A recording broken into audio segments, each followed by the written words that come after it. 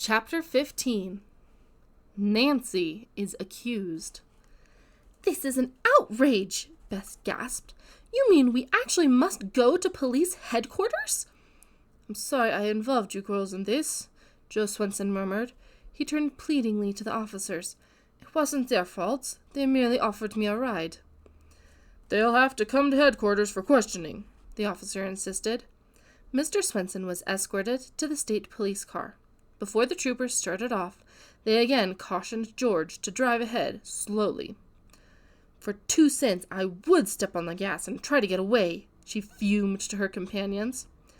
"I wouldn't advise it," Bess said uneasily. "We're in enough trouble now." "Oh, Bess, I was only kidding," George retorted. The 3 girls fell into gloomy silence. The prospect of unpleasant notoriety for their families was anything but reassuring. The friends were glad that at least they had been permitted to drive a short way ahead of the police car, for their entry into Mapleton attracted less attention than would otherwise have been the case. When they reached the headquarters and parked, Nancy warned, "Whatever happens, don't say anything that will incriminate Joe Swenson." Outside the building, the girls were confronted by the 2 men they had overheard talking in Stanford. "This is our man, all right," one of them said, as the trooper's car, bearing Joe Swenson, pulled up. The inventor was hustled out and into the custody of the men. "Trying to help Swenson make a getaway, eh?" the other of the pair accused the girls. "Come along, you 3. "Plainclothes detectives," Nancy murmured. As they went up the steps, George teased, "What would Ned Nickerson think if he could see his Nancy now?" "If it comes to the worst, we can call on him," Nancy smiled. "Before we're through, you may be glad he is my friend." Inside headquarters, the situation lost all suggestion of humor. Here, Nancy and her friends were told by Police Captain Johnson that the detectives had learned at the plant of Joe Swenson's departure in a car bearing Nancy's license number. He made no reference to the detective's source of information. To the girls' dismay, the inventor was booked on a charge of arson.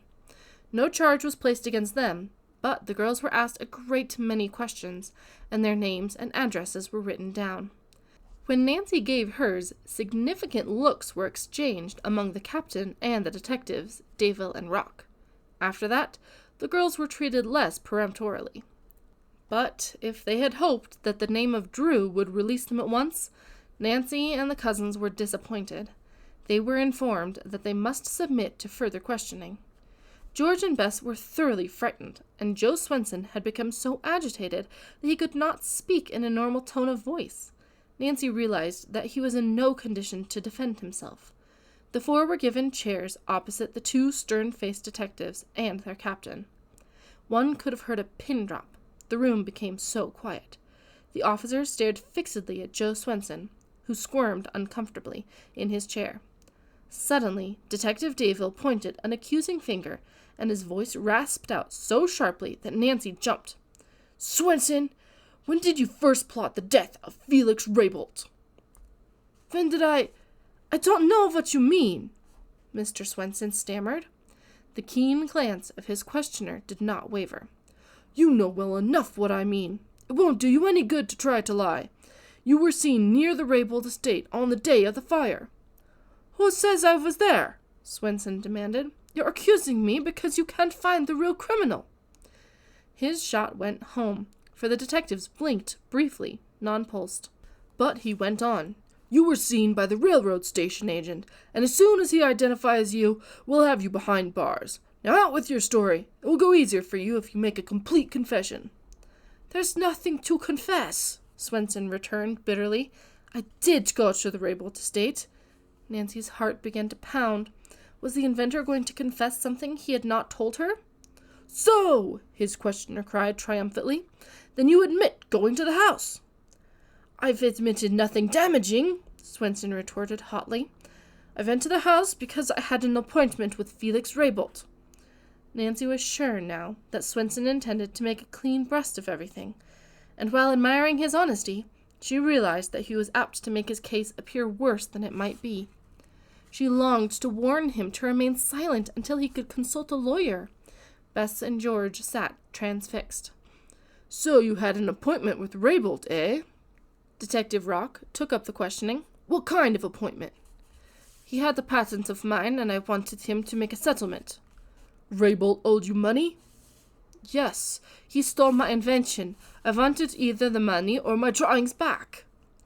What did Raybould say? I never saw him. There were no lights in the house. He didn't answer the bell. Then there was an explosion, and I ran away. You knew he was in the house, and you didn't try to save him? The captain interjected. I don't believe he was in the house. When did you last see Raybould? In the restaurant here in town. I see, Detective Daville observed with satisfaction. You had an argument, didn't you? Yes, Swenson admitted unwillingly. We did have hot words. Which ended in a threat from you, the officer concluded. Joe Swenson shook his head vehemently. No, I swear it.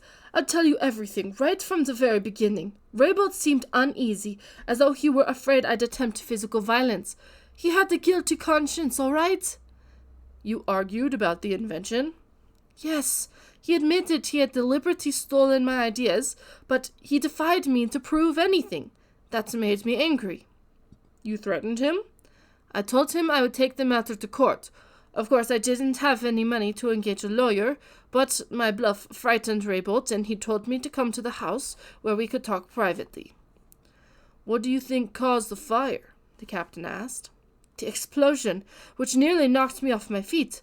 I was sort of dazed for several minutes. What happened next?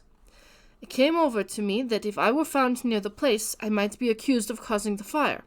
When I heard the car coming up the driveway, I decided to make a getaway. I scrambled through the hedge and ran into the woods. You're sure you didn't leave Raybould inside on purpose? Detective Rock asked. 1,000 times no! Mr. Swenson cried out indignantly. I hated that man, I'll admit, but I didn't plot his death. Why didn't you tell your story right away? I was afraid it would be misinterpreted. I had no idea Raybould was missing until I read it in the newspaper.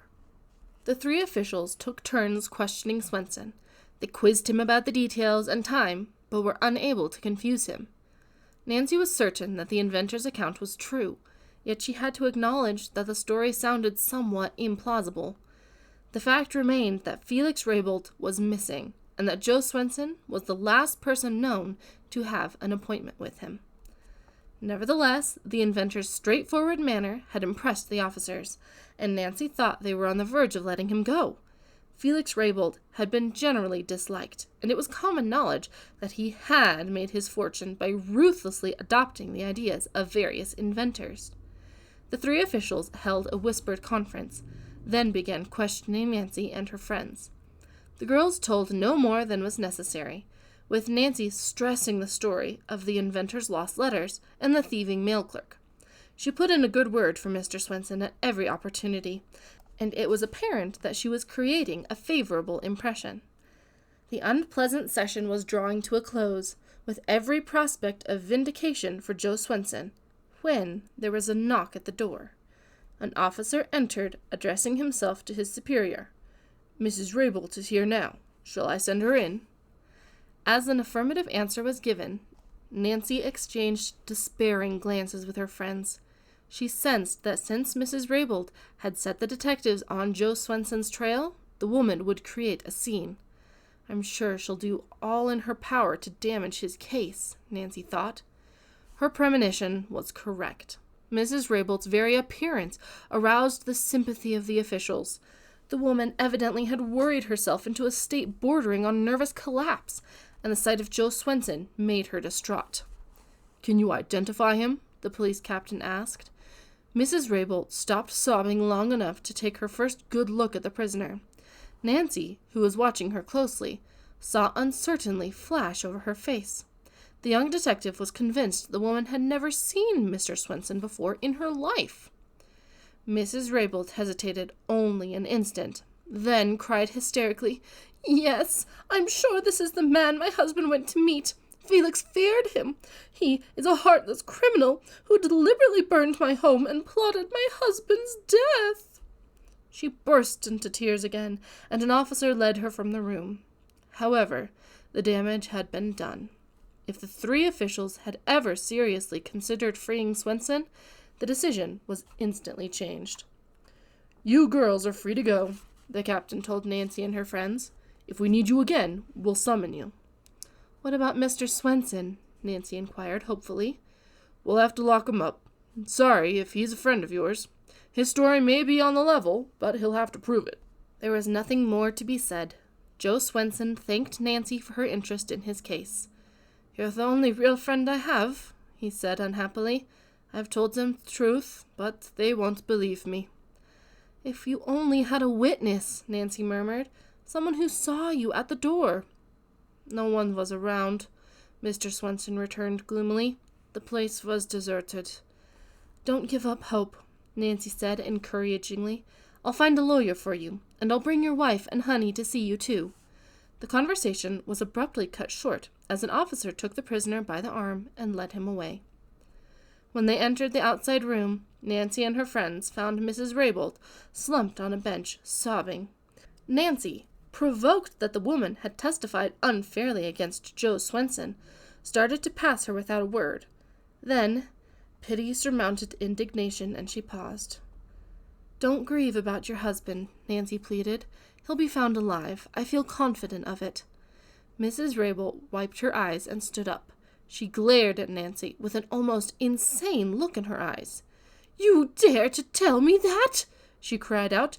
You're an accomplice of Joe Swenson. My husband is gone. You probably helped plot his death. Mrs. Raybould slapped Nancy's face, then began to shake the girl by her shoulders. Captain, she screamed, come here. I demand that you arrest this accomplice.